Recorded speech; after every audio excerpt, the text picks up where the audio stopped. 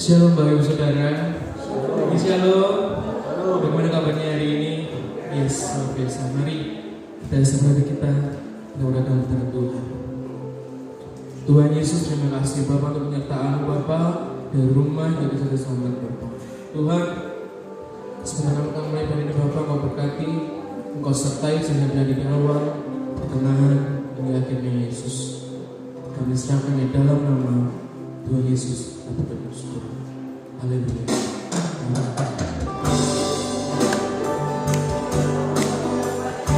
Sungguh kami baik Bapa. Kau memegang setiap hidup kami Yesus. Kau memegang tangan kami Tuhan.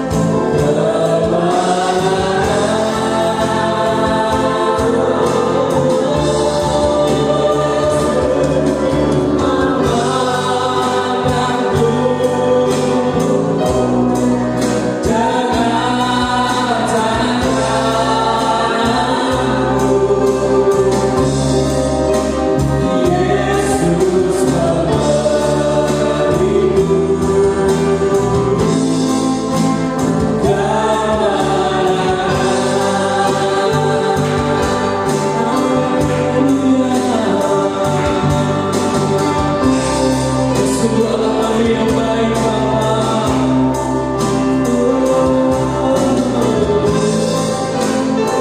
Coba sendiri katakan kebijakanmu.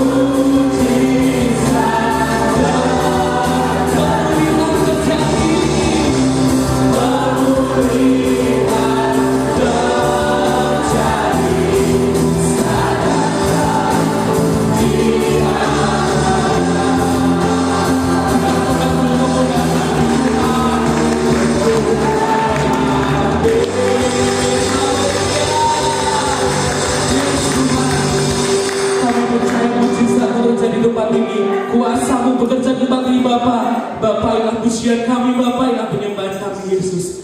Kami siap bersama bagi nama, siap bersama bagi nama Tuhan, sama-sama katakan amin. Shalom, shalom.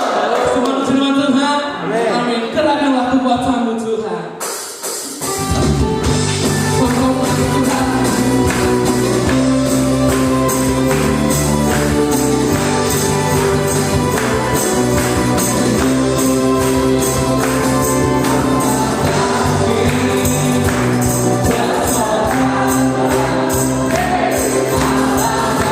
Yeah.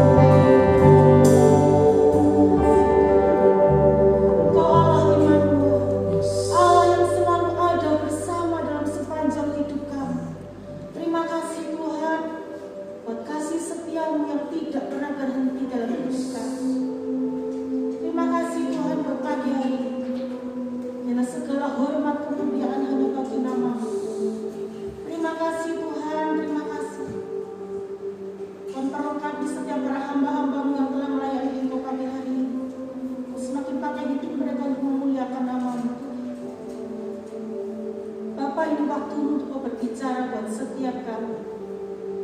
Kuduskan layakkan hamba untuk menyampaikan isi hati-Mu. Ya Roh Kudus, ini hati, pikiran dan telinga kami. Mempersiapkan untuk mendengar isi hati. Berbicara ya Roh Kudus, jaga hati kami.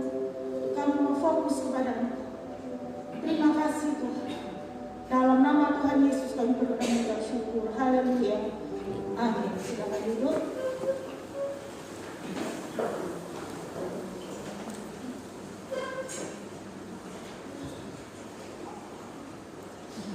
Haleluya, puji Tuhan. Shalom. Puji Tuhan, mari pagi hari ini kita akan sama-sama belajar kebenaran firman Tuhan. Firman Tuhan pada hari ini saya beri judul tentang persembahan. Kata persembahan itu adalah suatu pelajaran yang sangat penting dalam kehidupan kekristenan kita. Dan kata persembahan tidak identik dengan harta dan uang. Dalam perjanjian lama, kalau saudara buka nanti dalam Kejadian 4 ayat 1 sampai 16, di mana di situ dikisahkan tentang kisah Kain dan Habel. Tuhan mengajarkan tentang persembahan. Jadi kata persembahan, pelajaran tentang persembahan itu adalah sesuatu yang vital, sesuatu yang sangat penting untuk kita mengerti dan untuk kita kerjakan. Tetapi sebagai orang Kristen, kita sering memandang bahwa persembahan itu adalah urutan yang paling akhir.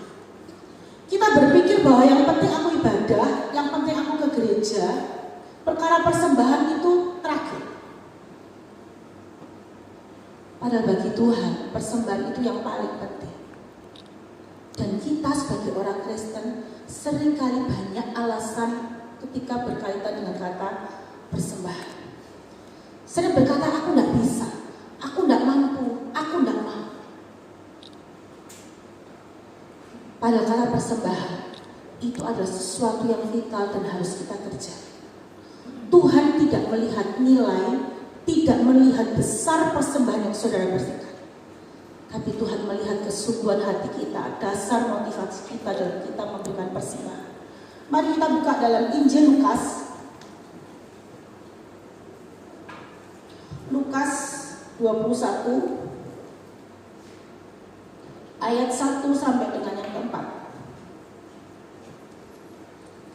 Lukas 21 ayat 1 sampai yang keempat. Demikian bunyi firman Tuhan, judulnya persembahan seorang janda miskin. Ketika Yesus mengangkat mukanya, ia melihat orang-orang kaya memasukkan persembahan mereka ke dalam peti persembahan. Ia melihat juga seorang janda miskin memasukkan 2 peser ke dalam peti itu.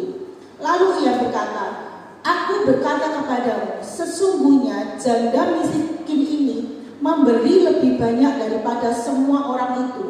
Sebab mereka semua memberi persembahan dari kelimpahannya, tetapi janda ini memberi dari kekurangannya. Bahkan ia memberi seluruh nafkahnya.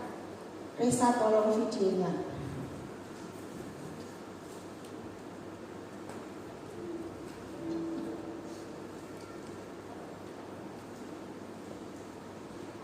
Bisa?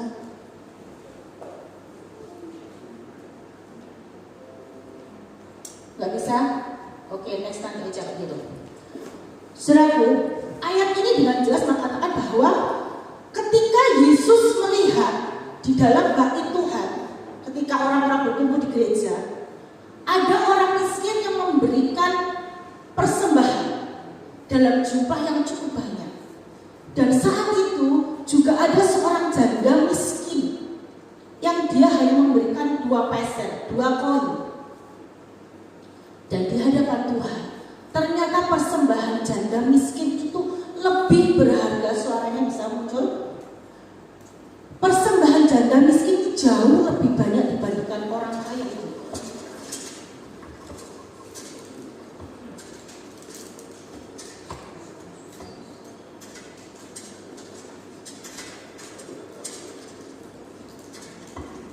The truth. I say unto you that this poor widow had cast in more than they all, For all these have of their abundance, casting unto the offerings of God what she of her penury was casting all the living that she had.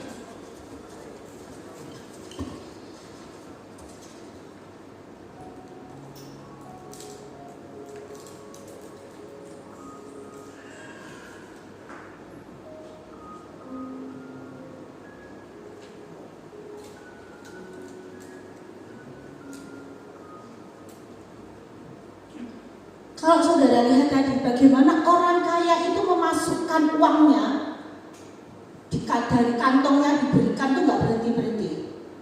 Jumlah yang sangat banyak. Sedangkan janda miskin ini dia hanya memberikan 2 keping. Ternyata di pandangan Tuhan pemberian janda miskin ini lebih berharga, lebih indah di pandangan Tuhan dibandingkan orang kaya. Hari ini kita mau belajar apa itu persembahan. Yang pertama, persembahan. Ketika saudara memberikan persembahan, ada harga yang saudara bayar. Dalam ayat yang keempat di Lukas 21 itu, saya akan bacakan di terjemahan bahasa lain.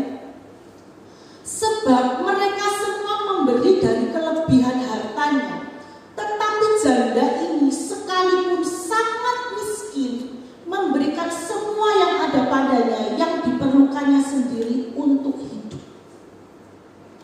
Orang kaya tadi memberikan dari kelimpahannya, sedangkan di sini katakan janda itu sangat miskin. Berarti kalau sudah ada kata sangat itu kan berarti sudah parah, saudara. Dan di sini katakan dia memberikan semua yang ada padanya, yang diperlukannya sendiri untuk hidup. Dia tahu dia punya kebutuhan hidup. Dia tahu bahwa dia perlu uang. Tapi ketika dia memberikan, di situ ada harga yang dia bayar. Dia nggak mikir besok aku makan apa. Tapi karena dia punya kerinduan memberi yang terbaik, ada harga yang harus dibayar. Di dalam kitab Imamat ayat 1 pasal 1 ayat 2 sampai 3. Di situ bangsa Israel diajarkan tentang memberi persembahan. Bahkan Musa pun mengatakan bahwa tidak harus semua itu memberikan berupa lembu dan sapi. Karena di bangsa Israel pun itu juga banyak beraneka ragam tingkat ekonomi. Musa berkata kepada bangsa Israel, berikan lembu sapimu yang terbaik. Di pasal berikutnya, ketika orang itu tidak mampu memberikan lembu dan sapi, dia disuruh memberikan kambing atau domba. Terus di pasal selanjutnya, bahkan yang terakhir, kalau kamu tidak bisa berikan burung tekukur. Burung tekukur itu kalau saat ini mungkin burung merpati atau burung dara. Jadi kita lihat, ketika kita harus memberikan, ada harga yang harus dibayarkan, ada nyawa korban, harus ada darah yang tercurah. Kalau saudara perhatikan kisah Kain dan Habil, kenapa persembahan Habil itu diindahkan Tuhan, diterima oleh Tuhan, sedangkan Kain tidak? Selama ini kita berpikir, oh motivasinya nggak sama salah. Saudara coba bayangkan, ketika kambing atau sapi itu disembelih dan dikorbankan, baunya apa? Kayak saudara bakar sate itu loh, harum kan? Bau kan? Itu yang dikehendaki oleh Tuhan. Ada korban darah.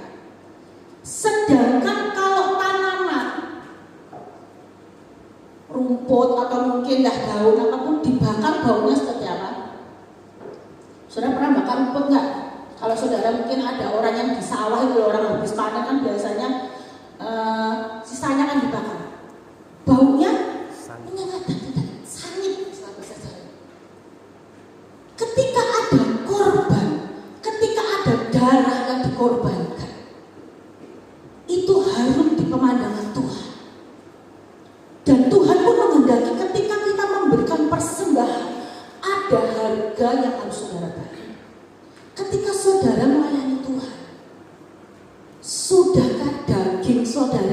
dikorbankan. Saya sering katakan loh, kalau saudara melayani Tuhan, minta dihargai, Tuhan akan tanya, hargamu berapa? Persembahan harus ada harga yang dikorbankan. Daging kita ini harus siap untuk disakiti. Jika selama saudara melayani Tuhan, saudara belum pernah merasa kecewa, saudara belum pernah merasa sakit hati, berarti saudara belum benar-benar memberikan persembahan yang berkenan di hadapan Tuhan. Kemudian Matius 19, kita buka ya, Matius 19 ayat 16 sampai 24.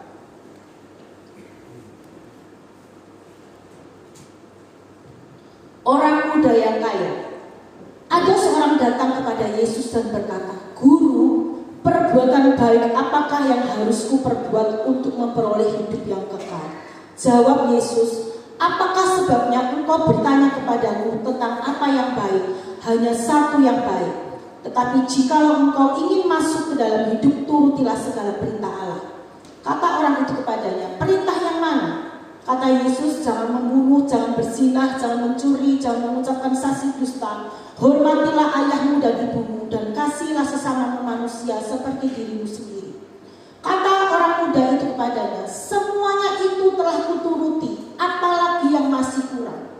Kata Yesus kepadanya, "Jikalau engkau hendak sempurna, pergilah, jualah segala milikmu, dan berikanlah itu kepada orang-orang miskin, maka engkau akan beroleh harta di surga. Kemudian datanglah kemari dan ikutlah aku." Ketika orang muda itu mendengar perkataan itu, pergilah ia dengan sedih sebab banyak hartanya.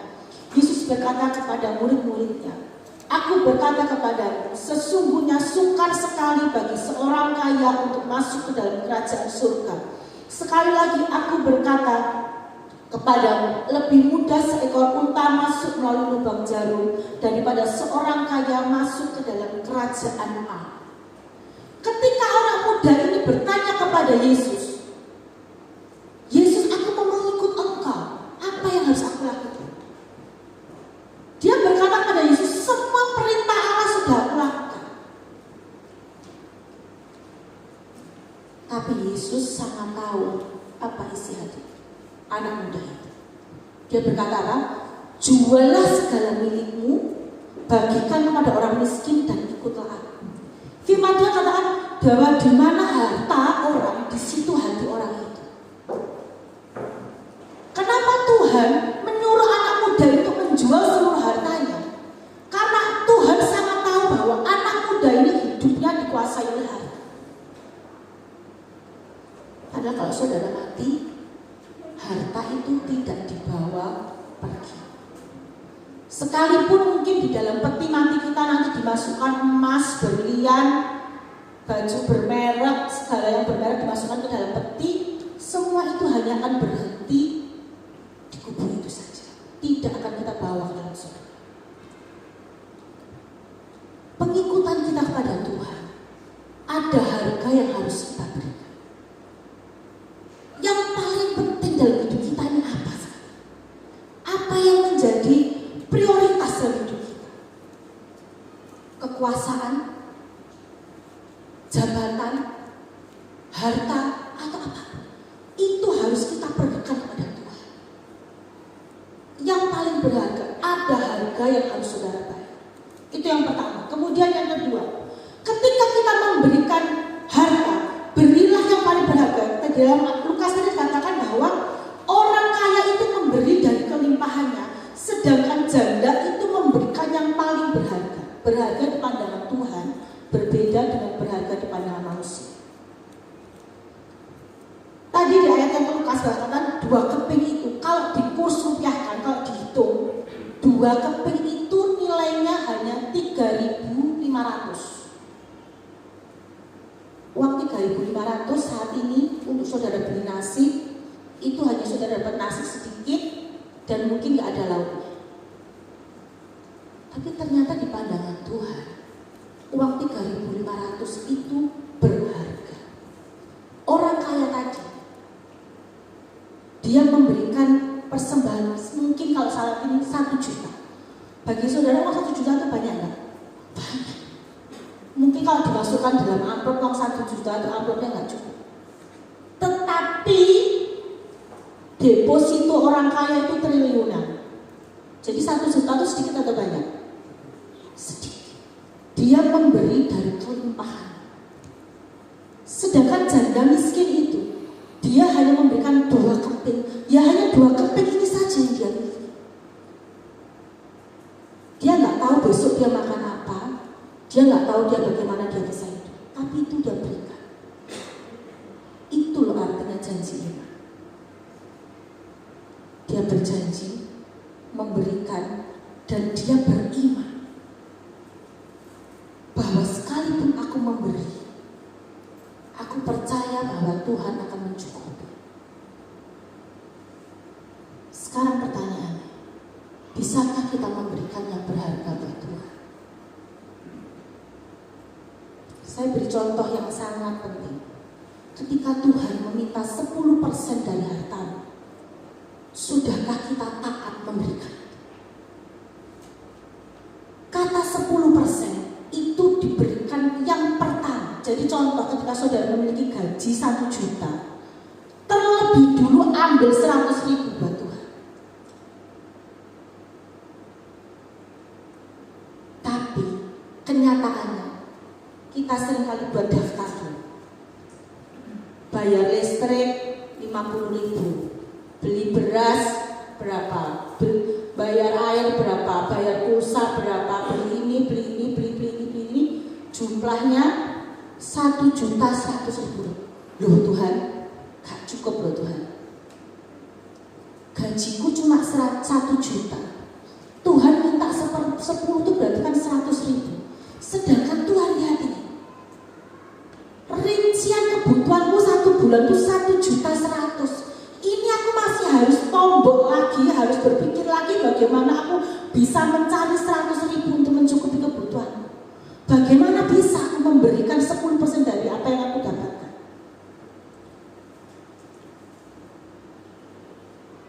Ketika kita berpikir dengan logika kita, berarti saudara tidak percaya dengan pemeliharaan Tuhan.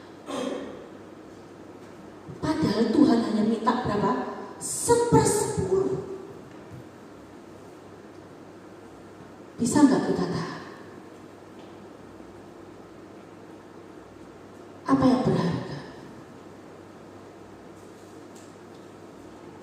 Kita katakan bahwa kita mau taat sama Tuhan, tapi ketika dalam 1 poin ini saudara tidak taat,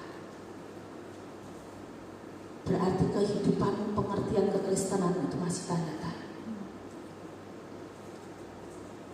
Bahkan saya ingat beberapa tahun yang lalu ketika Pendeta Erastus Sabdono itu ketika dia dikontrak, saat itu banyak cuplikan-cuplikan potongan baik di Facebook maupun dimanapun katakan bahwa pendeta ini melarang orang Kristen untuk memberikan 1/10-nya. Ketika saat itu saya mendengar hal itu, saya bertanya, ini kan pendeta besar, dia sangat mengerti firman Tuhan. Ternyata orang yang memberikan cuplikan-cuplikan itu hanya mendengarkan sebagian saja. Padahal kalau keseluruhan firman itu didengarkan, pendeta ini berkata begini, orang Kristen itu seharusnya tidak hanya memberikan 1/10 dari hartanya, tapi kita tuh harus memberikan semua yang kita miliki. 1/10 saja kita hitung-hitungan sama Tuhan. Bagaimana dengan semua harta yang kita miliki? Beberapa saat yang lalu teman saya berkata begini, terus aku gak ingin gereja kono meneh. Saya tanya kenapa? Lah, saya ini memberikan persepuluhan dalam jumlah yang sangat banyak, tapi ternyata pendetanya ini. Lalu saya berkata begini, tugas kita sebagai orang Kristen hanya memberikan persembahan perpuluhan karena itu kewajiban dan harus kita lakukan. Perkara uang itu dipakai untuk apa, Itu tanggung jawab hamba Tuhan itu dengan Tuhan. Kita sebagai jemaat, kita sebagai orang Kristen tidak punya hak untuk menghakimi.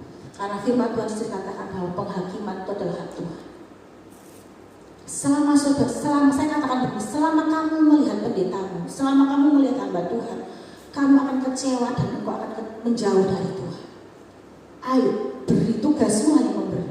Perkara yang lain itu tidak perlu kita pikirkan. Itu tanggung jawab orang itu sendiri dengan Tuhan.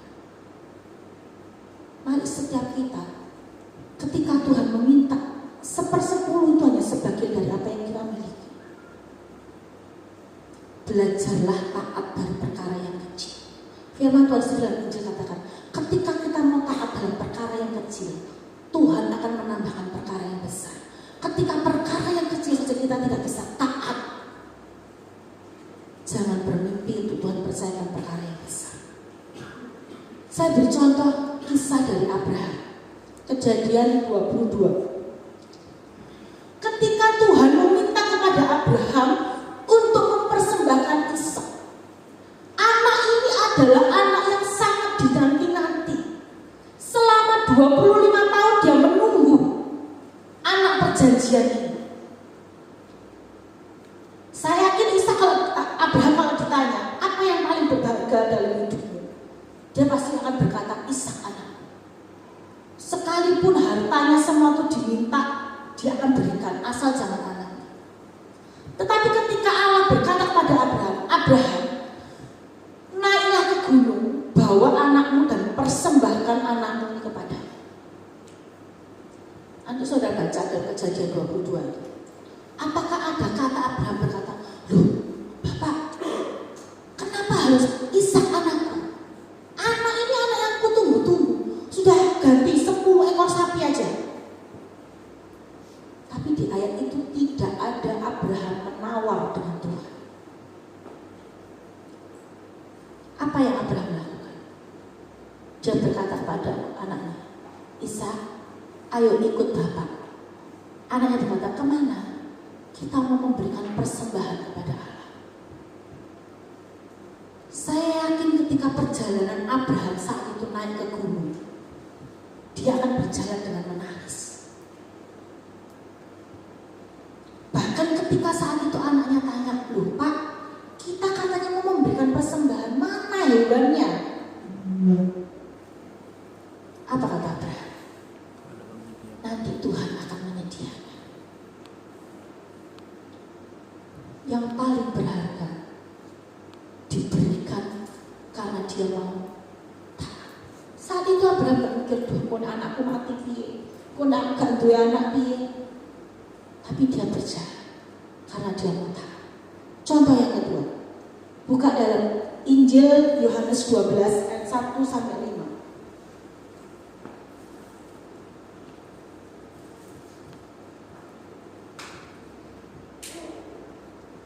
6 hari sebelum Paskah, Yesus datang ke Betania, tempat tinggal Lazarus yang dibangkitkan Yesus dari antara orang mati. Di situ diadakan perjamuan untuk dia dan Marta melayani, sedangkan salah seorang yang turut makan dengan Yesus adalah Lazarus. Maka Maria mengambil setengah kati minyak narwastu yang murni, yang mahal harganya, lalu meminyaki kaki Yesus dan menyekanya dengan rambutnya, dan bau minyak semerbak itu di seluruh rumah itu. Tetapi Yudas Iskariot, seorang dari murid-murid Yesus yang akan segera menyerahkan dia, berkata, mengapa minyak narwastu ini tidak dijual 300 dinar dan uangnya diberikan kepada orang-orang miskin? Minyak narwastu ini adalah minyak yang sangat berharga. Pada zaman dahulu, seorang wanita sebelum dia menikah, dia harus nabung untuk membeli minyak narwastu. Minyak narwastu ini nantinya akan dipakai ketika dia menikah untuk membasuh kaki suaminya. Seperti kalau nikah adatnya orang Jawa itu kan begitu tuh kan, kalau nggak salah ya seingat saya kan ada kayak nginjak telur terus akan dibersihkan. Nah, zaman dahulu minyak narwastu ini adalah minyak yang sangat berharga, dimiliki oleh seorang wanita dia menikah, minyak ini dipakai untuk membasuh kaki suaminya. Tapi wanita ini tadi, ketika dia melihat Yesus, apa yang dia lakukan? Dia berikan minyak yang berharga yang dia miliki itu untuk membasuh kaki Yesus. Dia nggak berpikir lagi nanti kalau aku nikah, dari mana lagi aku punya uang untuk membeli minyak yang baru. Tapi dia berikan. Bahkan ketika saat itu Yudas berkata, kenapa minyak itu harus dibuang, disiramkan ke kaki? Kan seharusnya minyak itu lebih baik dijual, uangnya diberikan kepada orang miskin. Wanita ini, Maria, dia berikan yang paling berharga dalam hidup. Dia tidak peduli lagi dengan masa depannya. Dia tidak hitung-hitungan sama Tuhan, karena dia mau beri yang terbaik ke Tuhan. Jadi yang kedua, apa itu persembahan? Berikan yang paling berharga dari hidup. Apapun itu, jangan pernah hitung-hitungan dengan Tuhan. Kemudian yang ketiga, kata persembahan tidak mencari puji. Ketika kita memberi kepada siapa, baik entah buat gereja, buat orang miskin, atau buat siapapun, jangan pernah kita mencari puji. Beberapa saat yang lalu saya membaca, saya lupa, sebuah cuplikan entah di Facebook atau di IG, saya lupa. Tulisannya berkata begini: ketika engkau memberikan sesuatu kepada orang miskin, kepada orang lain, yang sering kita lakukan apa? Ketika engkau memberi, saat ini apa yang sering kita kerjakan?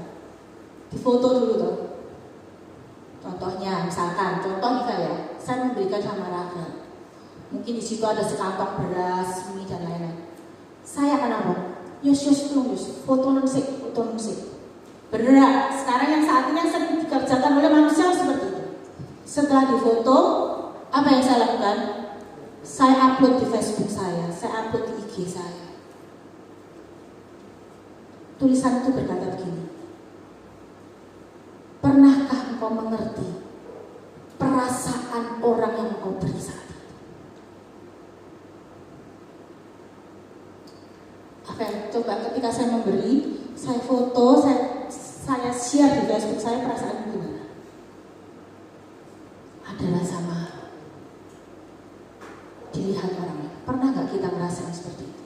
Coba itu kembalikan kepada kita. Ketika kita mendapatkan sesuatu dan itu dilihat orang. Dan ternyata firman Tuhan sendiri bilang, ketika engkau memberi, jangan mencari pujian dari manusia. Buka dalam kitab Matius, Injil Matius 6 ayat 1 sampai 4.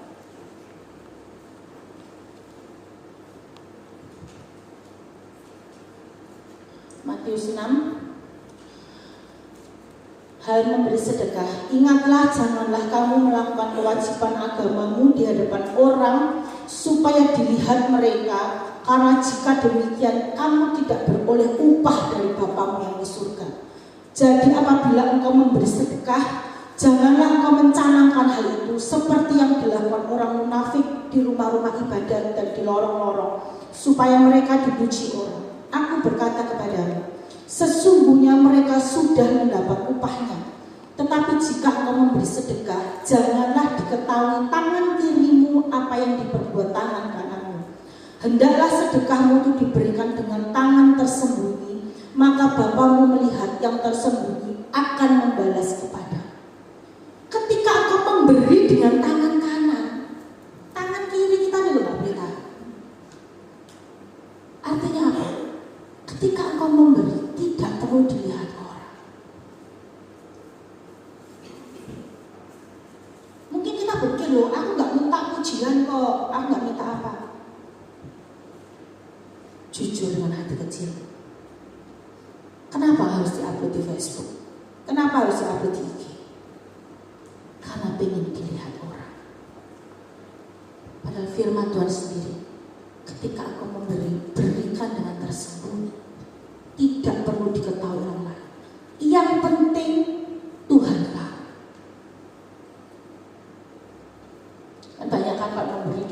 namanya, harus dicantumkan, harus begini-begini. Mari berikan dengan hati kita. Jangan pernah mencari pujian dari manusia. Pujian dari manusia hanya sesaat. Kemudian ini lagi. Hampir 1-2 bulan ini ketika saya mendapatkan firman ini, saya tertegur banget. Kita sebagai para pelayan Tuhan, kita pengen memberi yang terbaik. Terutama yang pelayan di mimbar. Latihan dengan semangat. Terus nggak hitung-hitungan waktu istilahnya. Baik dalam seragam pun begitu. Istilahnya kita mengeluarkan duit gak apa-apa, yang penting tampilan yang terbaik.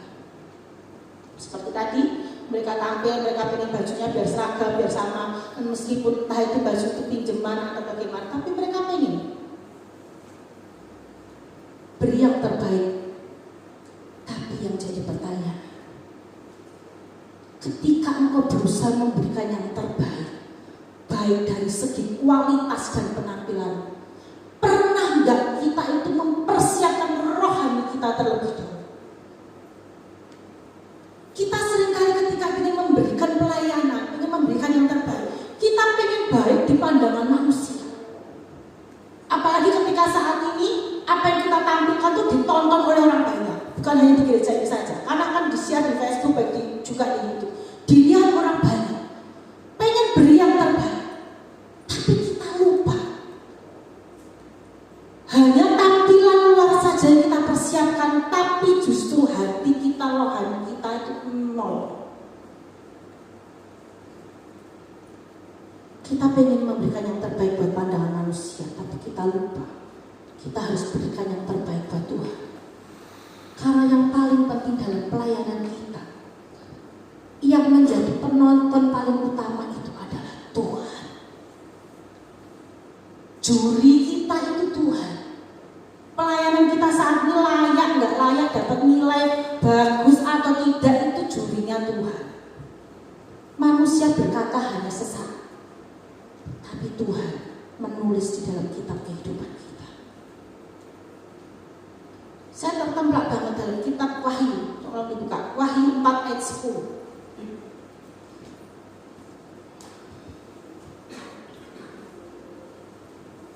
Wahyu 4.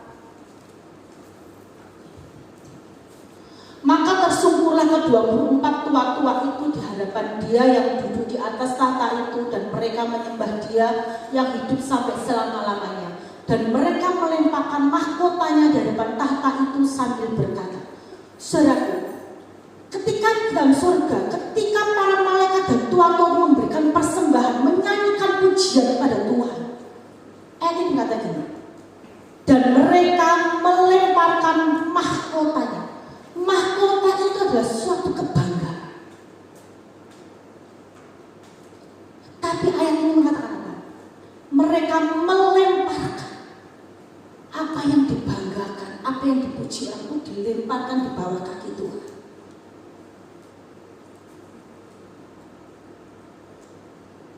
Kadang-kadang kita lupa,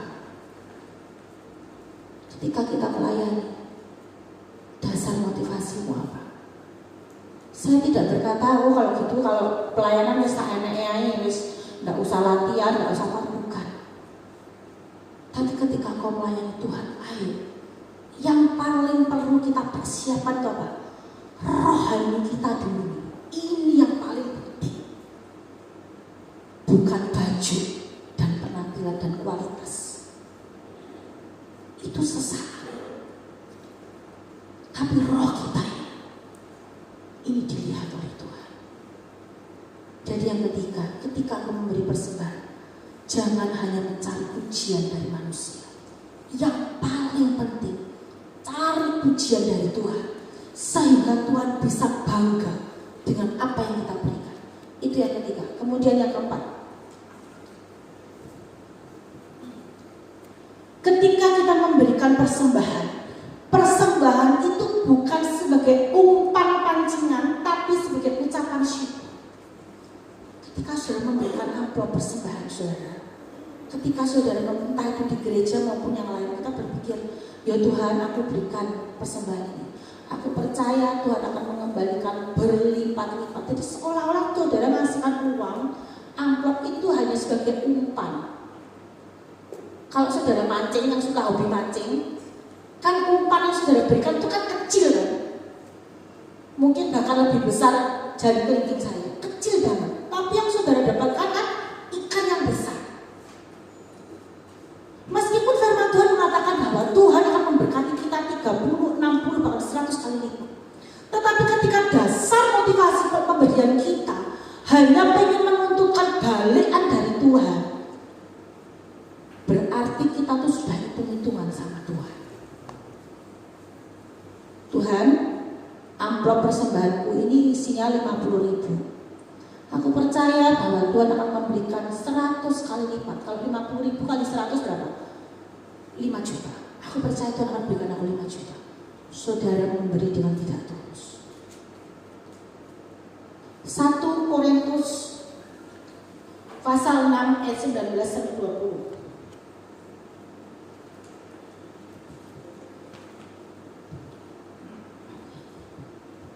1 Korintus 6 19-20. Atau tidak tahukah kamu bahwa tubuhmu adalah bait Roh Kudus yang diam di dalam kamu, Roh Kudus yang kamu peroleh dari Allah, dan bahwa kamu bukan milik kamu sendiri, sebab kamu telah dibeli dan harganya telah dibayar.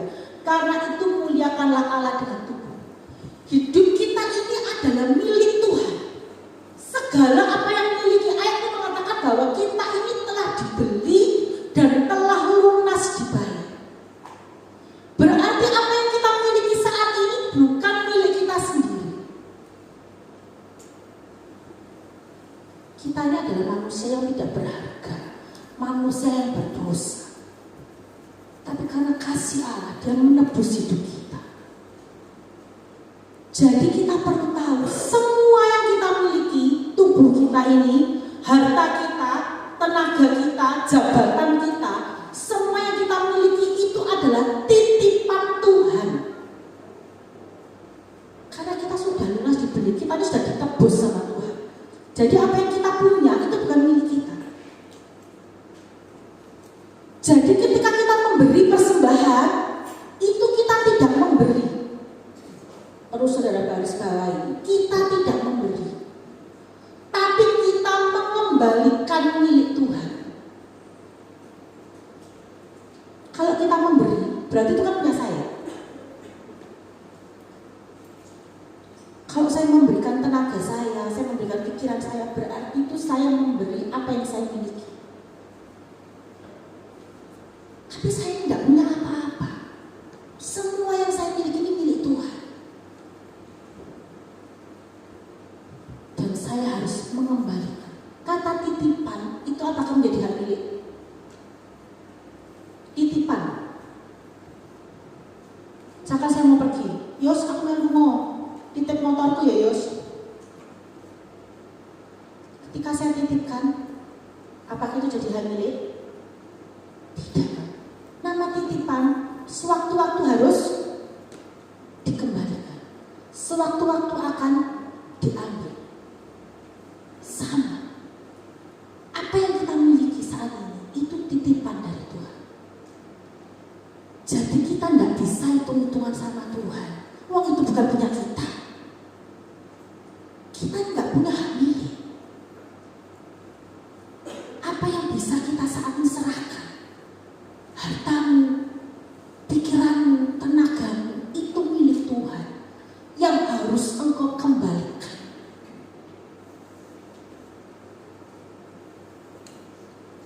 Jadi pagi hari ini saudaraku, mari kita ubah pola pikir kita.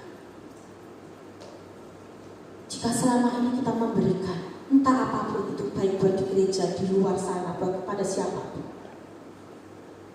mari miliki dasar motivasi yang benar. Tuhan tidak pernah melihat nilai nominal besarnya apa yang kau berikan. Sekalipun engkau memberikan dalam jumlah yang besar, yang mungkin dilihat wow, tapi ketika motivasi hati kita tidak benar, itu nol besar di hadapan Tuhan. Jadi Saya mau mengajak setiap kita untuk kita memiliki hati, untuk kita memberikan hidup kita yang terbaik buat Tuhan. Apa yang kau miliki saat ini, pakai untuk memuliakan nama Tuhan. Amin. Tuhan memberkati. Ayo saya undang pemain musik masuk ke depan.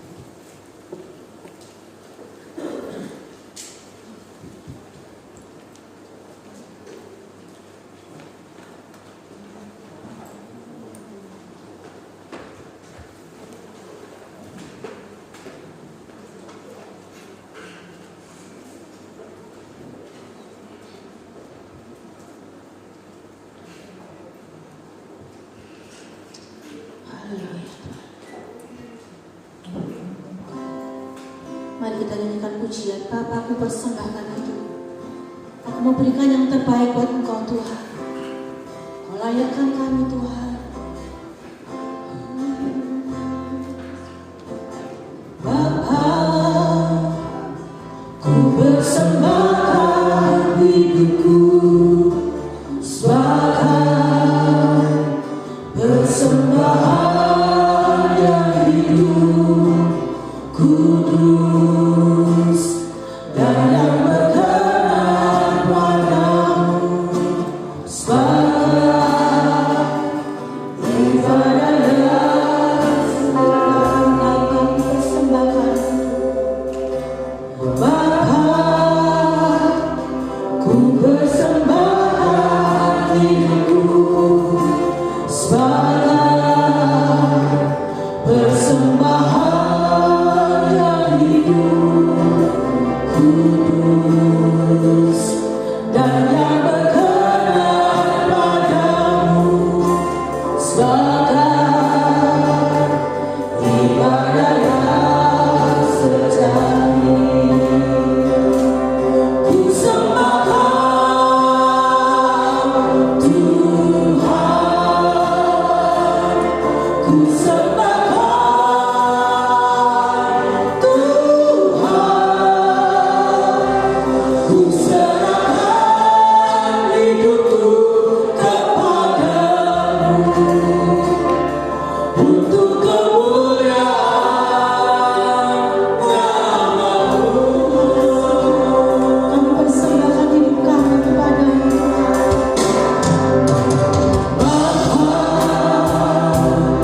ku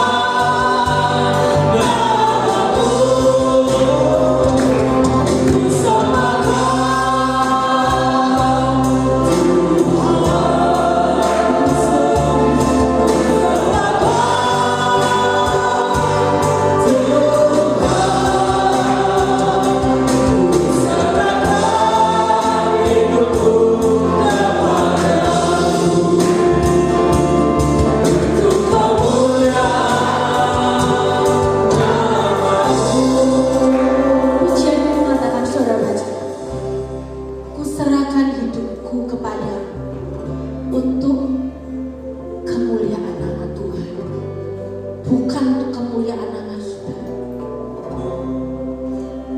Jangan minta dihargai orang, minta dihargai Tuhan. Yuk kita semua tutup mata saat ini. Hidupmu saat ini bukan milikmu sendiri. Kata hidup itu berarti tubuh dan segala yang kau miliki. Mari kau persembahkan kepada Tuhan. Bukan untuk kemuliaan namamu, tapi untuk kemuliaan nama Tuhan.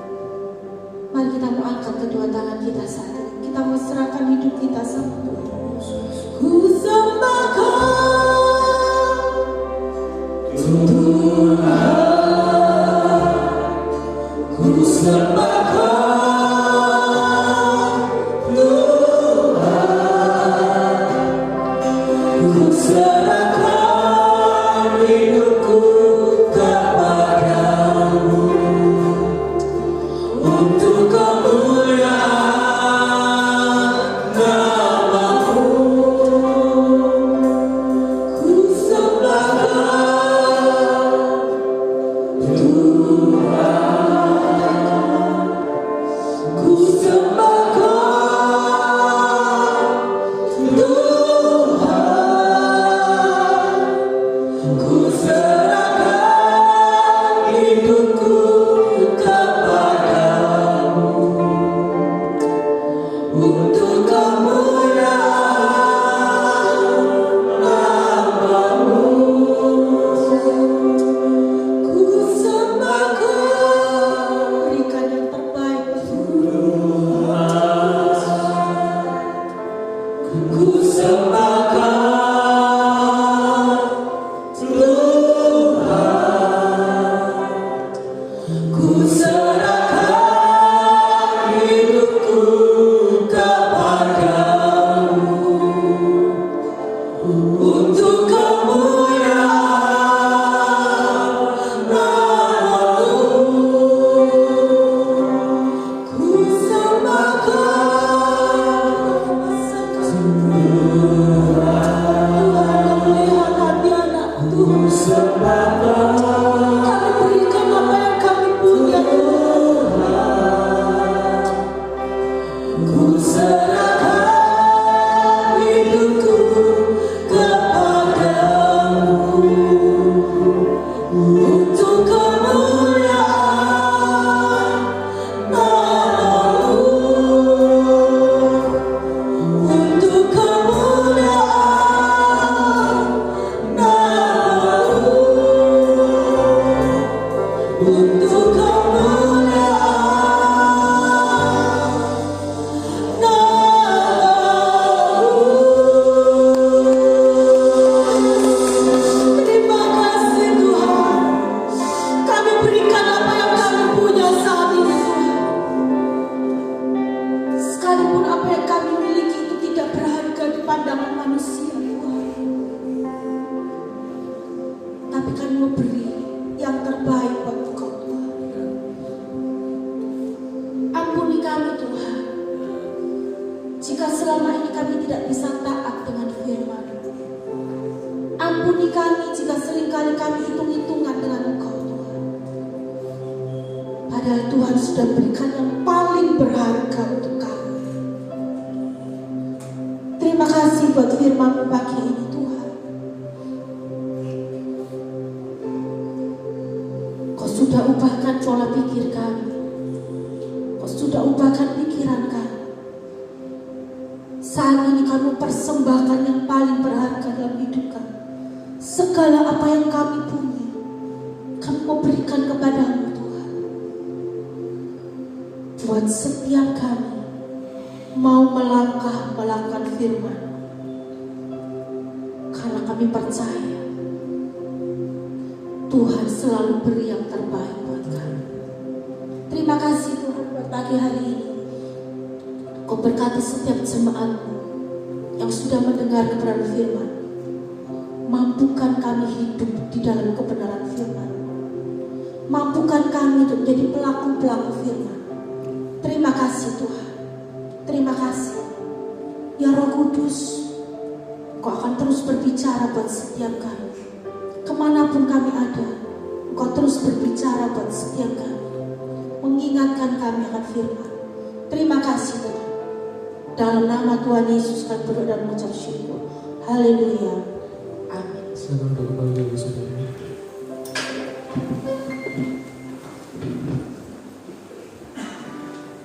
Saya akan menyampaikan pengumuman selama sepekan. Untuk hari Rabu ada ibadah kaum pria di gereja pukul 6 sore. Untuk hari Kamis pukul 9 pagi ada ibadah umas. Sorenya pukul 6 sore ada ibadah penanaman tetap di gereja. Kemudian hari Jumat ada ibadah Yud Ahmada di gereja pukul 5 sore. Kemudian hari Sabtu ada doa malam pukul setengah 5 sore. Kemudian hari Minggu ibadah berjalan seperti biasa pagi, selanjut pagi dan sore pukul 5 sore. Itu saja yang dapat saya sampaikan untuk pesanan kita dan kita berdoa. Tuhan Yesus, terima kasih Bapa untuk kebenaran firman-Mu Bapa yang masa kami untuk memberikan persembahan kami yang terbaik dari hati kami Bapa. Dengan persembahan kami Yesus kami serahkan dalam nama Tuhan Yesus kita syukur. Haleluya. Amin.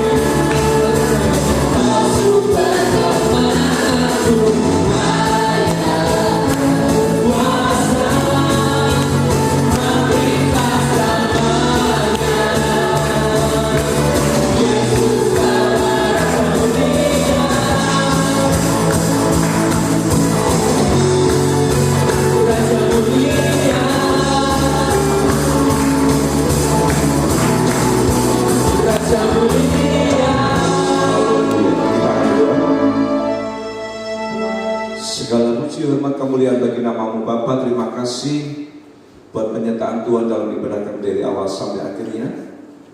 Engkau telah memberkati kami dengan kebenaran firman-Mu. Biarlah dengan pembekalan firman pada pagi hari ini membuat kami semakin mengerti kehendak Allah di kehidupan kami. Roh Kudus memberikan kekuatan kemampuan untuk kami boleh melakukan perintah-Mu pada pagi hari ini. Terima kasih Bapa. Dan di akhir ibadah Engkau izinkan kami semua untuk kami boleh belajar memberikan persembahan kepada Tuhan, memutuskan dan memberkati persembahan ini. Persembahan boleh kami pakai untuk pekerjaan Tuhan di tempat ini. Tuhan memberkati setiap umat Tuhan yang telah memberikan persembahan kepada Tuhan pada pagi hari ini, baik tantangan, ucapan syukur maupun perpuluhan. Tuhan mengembalikan berlipat kali ganda. Terima kasih Bapak, terima kasih. Kami tidak lupa doa untuk bangsa dan negara kami. Tuhan kau tolong pemimpin kami. Tuhan kau tolong Bapak Presiden, Wakil Presiden, para Menteri, MPR, DPR di pusat maupun di daerah, kau tolong memberkati. Dengan hikmat kemampuan daripada Tuhan boleh memimpin bangsa kami dan bangsa Indonesia diberkati oleh Tuhan. Para tim dokter dan tim medis yang sedang menangani COVID-19, Tuhan kami mohon kemurahan Tuhan. Biarlah COVID-19 cepat berlalu dari bangsa kami dalam nama Yesus. Terima kasih Bapak, terima kasih. Sebentar umatkan pula hamba memohon Tuhan membukakan tingkap-tingkap langit bagi depan kami. Mari kekasihku, aku telah kedua tanganmu.